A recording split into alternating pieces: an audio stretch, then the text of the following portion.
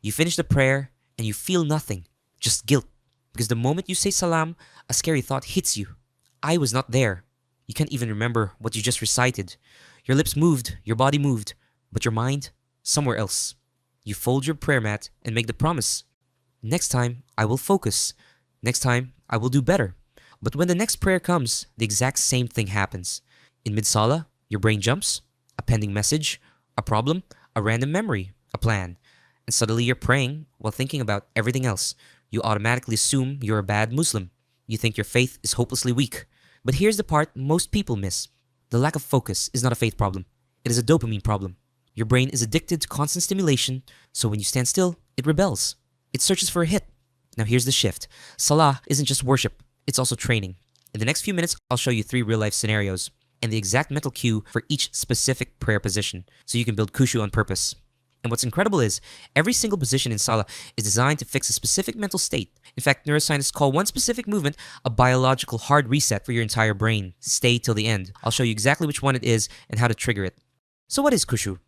Khushu is inner stillness with Allah, where your heart is aware of who you're standing in front of, and your body follows, not perfection, presence. You can still get distracted, but you return quickly, calmly, and on purpose. Allah doesn't describe khushu as a bonus. He opens Surah Al-Mu'minun with it as the very first quality of the successful believer. Successful indeed are the believers, those who offer their prayers with khushu.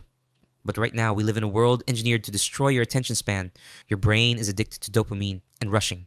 So when you stand still to pray, your brain literally panics. And here's what most people miss. Khushu isn't just a random burst of faith. It is a physical and neurological anchor. Your brain doesn't drift in Salah because you're weak. It drifts because it's been trained by your phone, your schedule, your habits to never fully stop. That's why this video isn't about spiritual motivation. It is a practical method. So let's map out the 3 common real-life scenarios that pull your mind out of Salah. Scenario 1, the rushed Salah. Picture this. You're squeezing your prayer into a 10-minute gap between classes, at work, or right before you leave the house, and the whole Salah starts feeling like a race. You're finished it quickly. But here's the problem. Your body stopped moving, but your brain, it's stuck in task completion mode. Your nervous system is still firing off momentum signals. It thinks Salah is just another task to finish fast. You're physically facing the Qibla, but mentally, you're calculating how fast you can finish so you can get back to your day. That's why your recitation becomes quick and your heart doesn't arrive. So the cue for a rushed mind is in qiyam. Slow the entry. Before your hands even go up for takbir, do not move. Force a 3-second physical freeze to prove to your brain that the rush is over, but the real friction happens the second you open your mouth. Because your brain is still anxious, it tries to mumble the recitation just to get to the next position. To build khushu, do this in your next prayer. Read one line. Close your lips. Stay with the words you're actually reciting. Do not let the next verse leave your mouth until your ears actually register the silence. Lock your eyes on the exact spot your forehead will touch. This is not just a focus trick. The Prophet, peace be upon him, told us that Allah literally replies to every single verse of Al-Fatiha as you say it. It's a conversation, not a paragraph. When you force silence, you are leaving room for the reply, you stop reciting to a wall, and you finally feel the weight of standing in front of Allah. And once you fix the entry in Qiyam, the rest of the prayer stops feeling like a race. You actually arrive in it. The clock hasn't slowed down, your responsibilities haven't disappeared, but for a few moments, your heart finally catches up with your body. But maybe you've experienced something even more frustrating.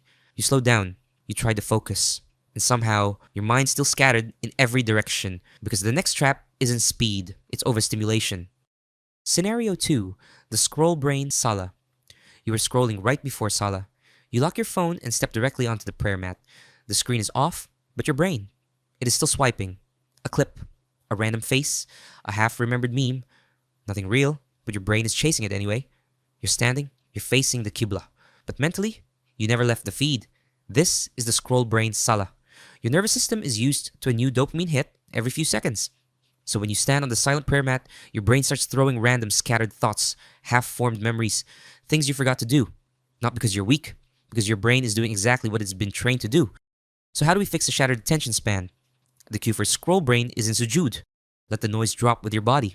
When you go down, slow your whole body on purpose. Let the forehead touch. Don't drop it, place it. Let the shoulders release. And when you say the dhikr, hold each word for a full breath. This is not just a resting pose. This is the biological hard reset button, what I promised you at the start. When you force that absolute physical blackout, you starve the distraction. You stop the dopamine loop. The Prophet, peace be upon him, told us, you're closest to Allah was in sujood. When you ground your forehead, you aren't just resetting your focus. You're physically draining your deepest anxiety directly into the earth. And you finally feel the massive relief, absolute surrender. For a few seconds, nobody can reach you. No notifications, no expectations, just you and Allah. And maybe that's why the soul finds so much relief with its forehead on the ground. Because surrender is the one place your mind no longer has to carry everything by itself. So sujood wipes the static and drains the anxiety. But here's where most people lose it after the hardest part is done. You sit up from sujood. Your body relaxes. Your brain senses the finish line. That's when the final trap sets in. Scenario 3. The wrap-up loop. You sit for tashahhud and your brain thinks, okay, almost done. And the mind starts slipping. Did I reply to that message? What's for dinner? Did I forget something? This is the loop thinking Salah. And here is the danger zone. Your brain is in exit mode. It senses that the prayer is almost finished, so it starts loading the next task before the current one is complete. This is why some people finish the whole tashahhud and realize they weren't there for a single word of it. You are physically still on the mat, but mentally, you have already stood up and walked away. And this is dangerous for khushu, because sometimes we don't lose the prayer at the start. We lose it at the end, right before the seal. So how do we stop the mind from leaving before salam? The cue for loop thinking Salah is in tashahhud. Treat tashahhud as the seal. Do not just sit passively waiting for it to end. Rest your hands gently on your knees. Let your body completely settle and lock your eyes exclusively on your right index finger. When your brain tries to pull up that future to-do list, let it pass. Just bring your focus directly back to your finger. As you reach the shahada and raise it, bring all your attention to that single, deliberate movement.